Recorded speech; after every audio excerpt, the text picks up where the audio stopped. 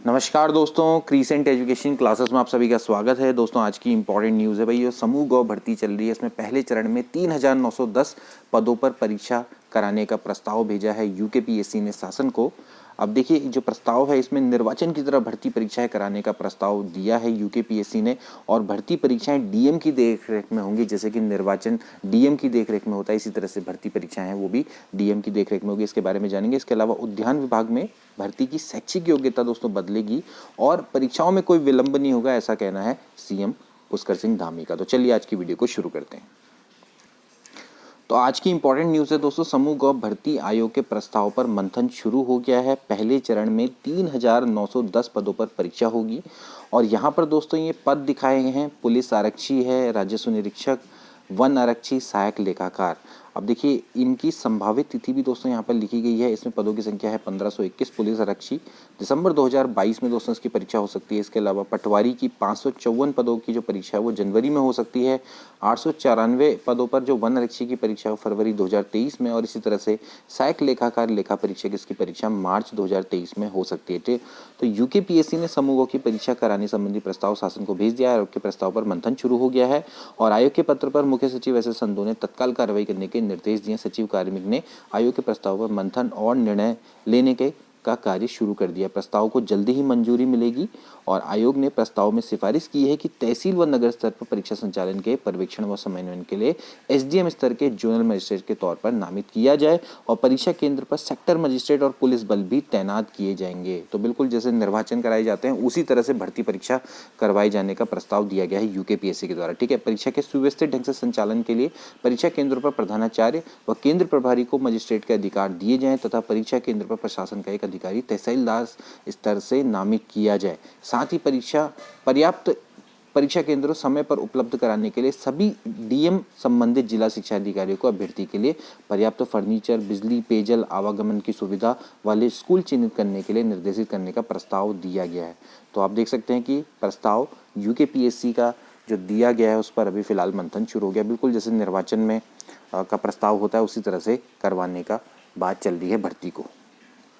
तो यहाँ पर भी दोस्तों आप देख सकते हैं निर्वाचन की तरह परीक्षाएं कराने का प्रस्ताव भेजा गया। भर्ती परीक्षाएं डीएम की देखरेख में होंगी और यहाँ पर आप देख सकते हैं कि जो परीक्षा केंद्र के 200 मीटर तक धारा 144 लगाई जाएगी। कहने का मतलब है कि 200 मीटर के आसपास को तक लोग वहाँ पर इकट्ठे नहीं हो सकते। ठीक है ना, तो यहाँ पर जो धारा 144 लागू की जाएगी 200 मीटर की परिधि में जनपदीय कोषागार से गोपनीय सामग्री विभिन्न परीक्षा केंद्रों तक पहुँचाने एवं परीक्षा के बाद गोपनीय सामग्री से संबंधित सील्ड पैकेट आदि पोस्ट ऑफिस या लक्ष्य तक सुरक्षित पहुँचाने के लिए सेक्टर मजिस्ट्रेट नामित किए जाएंगे, जैसे कि मैंने आपको बताया। तो भाई यूकेपीएससी ने समूह गौ की परीक्षाओं को पारदर्शी तरीके से कराने का प्लान करवा दिया है। बिल्कुल जैसे निर्वाचन करवाया जाता है उसी की तरह से किया जाएगा। ठीक है, अब यहाँ पर देखिए ये धामी जी है, इनका कुछ और ही यहाँ पर बयान आ रहा है। ये क्या कह रहे हैं कि दिसंबर में हो जाएंगी सभी भर्तियों की परीक्षाएं। ठीक है, अब हालांकि ये पॉसिबल तो हो दिखता नहीं, लेकिन फिर भी ये यहाँ पर इन्होंने मुख्य बात कही है कि जो मुख्यमंत्री पुष्कर सिंह धामी ने कहा है कि भर्तियों में एक दिन का भी विलंब नहीं होगा।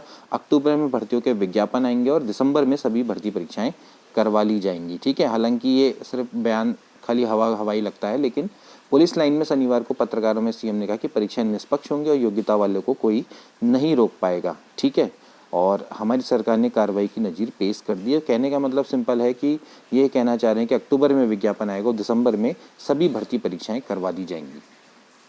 ऐसी दोस्तों यहाँ पर भी आप देख सकते हैं समूहों की भर्ती के दौरान समूहों की भर्ती परीक्षाओं के दौरान लागू होगी धारा 144 और इस तरह का प्रस्ताव शासन को भेजा गया है कि भाई जो डीएम है उसकी देख रेख में परीक्षाएं होंगी और एसडीएम को दोस्तों नोडल अफसर बनाया जाएगा।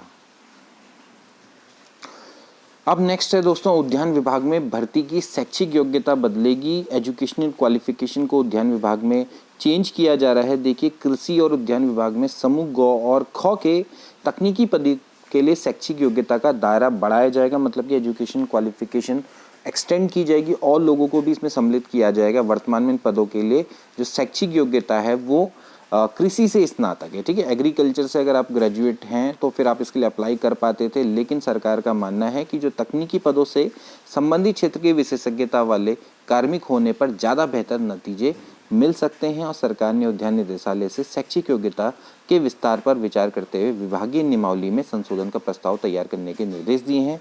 और उद्यान निदेशक जो हैं इनके वो हैं एच.एस. बवेजा के अनुसार 21 सितंबर को उद्यान निदेशालय में इस संबंध में बैठक बुलाई गई है और इसमें शैक्षिक योग्यता का विस्तार करते हुए प्रस्ताव तैयार किया जाएगा, ये यहाँ पर कहा जा रहा है। ठीक है, तो देखिए जैसे उद्यान विभाग में कुछ विशिष्ट योग्यता वाले पद आते हैं, जैसे कि सहायक निदेशक है, सुरक्षा अधिकारी है, ठीक है, और इसके अलावा मशरूम विकास अधिकारी, सहायक निदेशक रसायन है। ठीक है, तो इनमें जो शैक्षिक योग्यता मांगी जाती है वो आपकी BSc कृषि या PG साइंस तय की गई। ठीक है, तो उद्यान विभाग में आवश्यकता के अनुसार कार्मिक नहीं मिल पा रहे हैं, तो अब इसलिए यहाँ पर देखिए कि जो BSc MSc उद्यान भी इसमें योग्यता को शामिल किया जाएगा। जैसे उद्यान विभाग में भविष्य होने वाली भर्तियों में BSc उद्यान या MSc उद्यान को शैक्षिक योग्यता बनाया जाएगा। खाली एग्रीकल्चर वाली है तो उसको भी जोड़ा जाएगा। ठीक है, तो इससे क्या होगा कि बागवानी से जुड़े विभिन्न सेक्टर के छात्रों को तरजीह दी जाएगी।